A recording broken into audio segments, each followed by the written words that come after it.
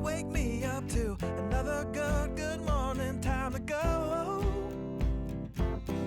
Well, hello and welcome to the newest edition of Rambling Rides. Now, for any of you who have tuned into my previous Rambling Rides, this might look a little different because typically you're riding along with me in my Ram. But today, I decided that for this edition, it would be very fitting for me to actually be riding along with my special guest, Shay. So this has been such a journey for all three of us. And it goes back to many, many years ago when I first brought home Cash, the quarter horse, when he was just a little weanling. And he was the cutest little thing. He was just so easy to be around, such a sweetheart. And it was in the very first year that I had him that Shay came out to Alberta to visit me because she's originally from Ontario. And totally fell in love like I did. And she's like, this is the cutest little thing. I've always wanted a buckskin. I love him. And here we are, 2024, and some big changes have happened in both of their lives. So I'm gonna take it back to the beginning and walk you through it all.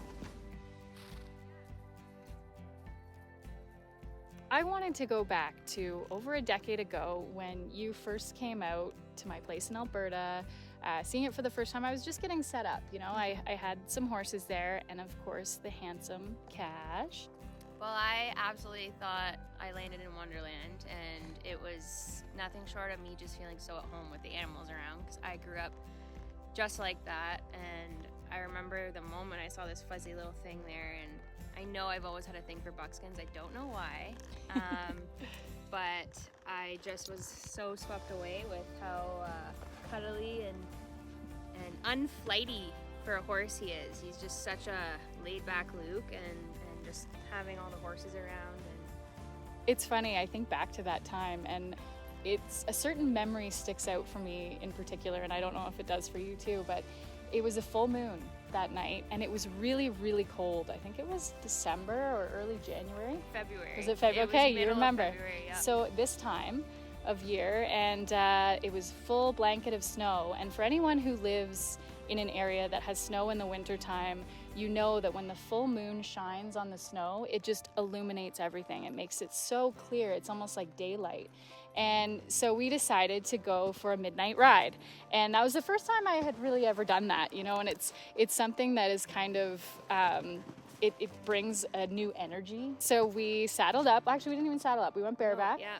On a couple horses that I had there, and of course Cash was just a baby, so he wasn't being ridden, but we hiked up this big hill with the horses, and I just remember it being so cold, but it was so much fun, and the warmth from the horses, because we were bareback, was really cool. And that's a memory that still sticks in my brain. Oh, I remember we put on at least 4 layers, and you know, me coming just for a weekend, I didn't have much, so we kind of just pulled everything out from the drawers, and the horses had just as much fun. We were loping around, and it was actually just so bright out because there was so much snow, and it was such a clear night. But I was like, these are my people. This is my place. Like, if we can do things like this here, that's awesome.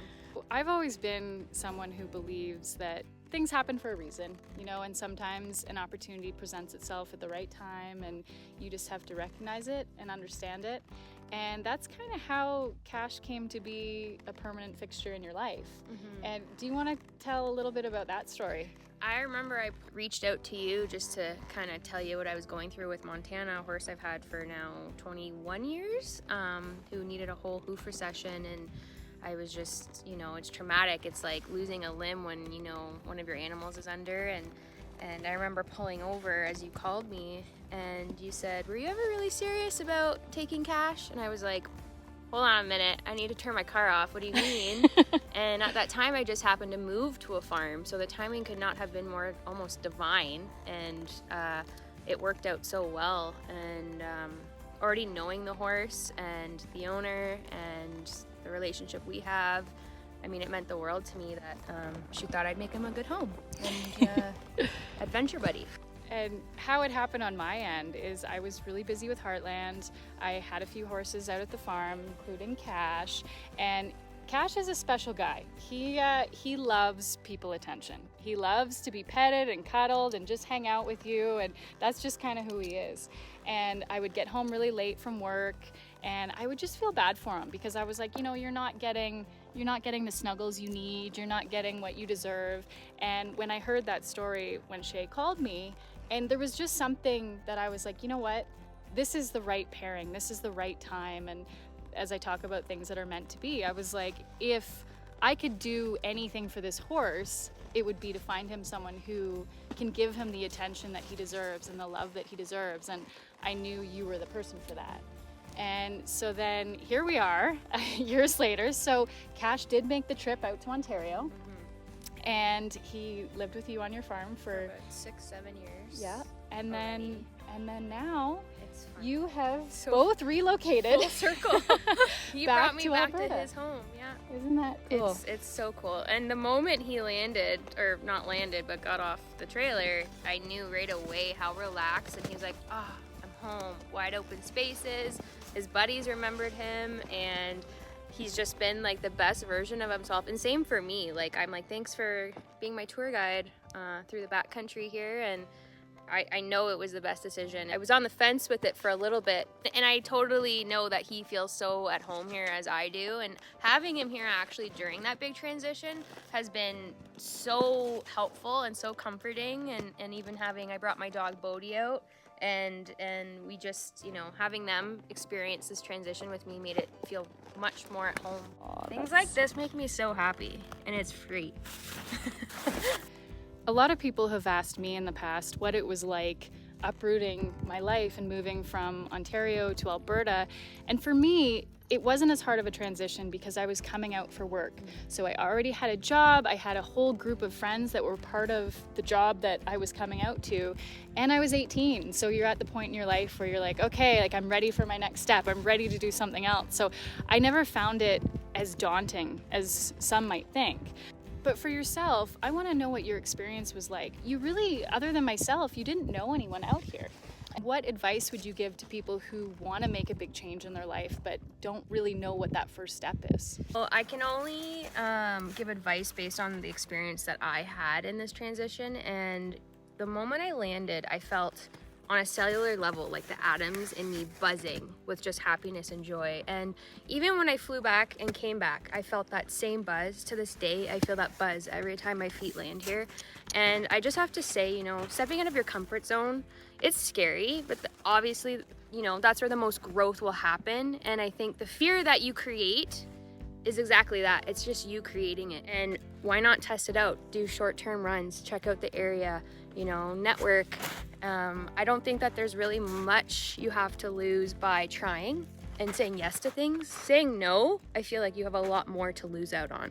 And that's just something that I've taken away from this big move for me, lifestyle change and moving across the country. Of course, there's elements of home that I miss. Like, I have my family, my friends, and some animals back home. But here I just feel like my life is just so enriched that I don't think about it as much. Like I didn't realize it would be this seamless of a transition. And yeah, it's not something I take for granted either. I definitely know I feel like I'm in the right place. You have such a great Instagram account, which is Cash the Quarter Horse. Thank you. And I've followed it for years, obviously, because I'm a big fan of this guy. And for those of you who want to check it out, we'll include the link here. But I just want to talk a little bit about your history with horses and what you did back in Ontario, and then coming out here, how you transitioned from that. Well, my love for horses began ever since my mom said I was drawing horses and pointing to horses before I even could walk. So that was kind of innate in me. And I come from a family line of farmers. So again, I know I love being in the country, partly, possibly genetically. But I actually would spend my summers ever since I was 3 up until I was 19, 20, my July and August, at my aunt's ranch where we did trail guiding. They had outposts we'd ride to. So I was a camp counselor, trail guide. That's where I got Montana from. And that really, really laid the foundation of who I am, and the light bulb moments where I was like, yes, this is me. This is what I want. This is how much I love it. And I know for a fact my aunt, who really wants to come out and visit, she's like the celebrity. If I could meet anyone, she's the person that for me is up there, my mentor, my icon. But that's where my love for horses started. And then I've always, had Montana and worked at different show barns. Now, back in Ontario, my family got into standardbred breeding. We breed race horses back home, and that is a major lifestyle job that's very demanding, very rewarding, having the babies this time of year. I'm very excited to go back and visit and see them. You never get tired of that. But going from being on a farm 7 days a week, it can be restricting when it comes to, wanting to go travel or go do this and that. And so my goal now is, as I relocated, I'm temporarily in town, but hopefully we'll be on some acreage, but to kind of have it remain as the passion, the hobby. And my goal with the account even is just to inspire others for their love of nature, for their love of animals, to get out, and if you can't get out, I'm sharing that beauty with you so that you can get to experience it in some way or form as well. And my passion is just wildlife, nature, horses, dogs. So all of this now currently just kind of hits the nail on the head for me. And another thing I really want to touch on, and for those who, are debating making a big life change or have been thinking and dreaming about it, I totally understand the fear of staying in your bubble. You've got your people, your comfort zone, things like that. But in this journey that I've made, to not sound cliche, I've definitely absolutely built confidence in myself, not second guessing myself, and really listening to what I have to say in my own gut and not bouncing my ideas and making decisions off other people or, family members, or letting those factors affect the decisions and course of my life. And one thing I will be completely transparent about is in the move is, you don't have your village here with you. You have to start blank. And having Cash and Bodhi here, like I said, has been wonderful. But being able to just tack up, load the horses, go for a ride with you, it's been just the best. Nothing more I'd rather do. Every day feels like my birthday here when I get to do things like that. And, it's not even a special occasion. It's just another day in Alberta. Speaking of that, it is a beautiful day here and we don't want to waste it. So I hope you guys enjoyed this issue of Rambling Rides, and we're off to do some more rambling and riding. We are all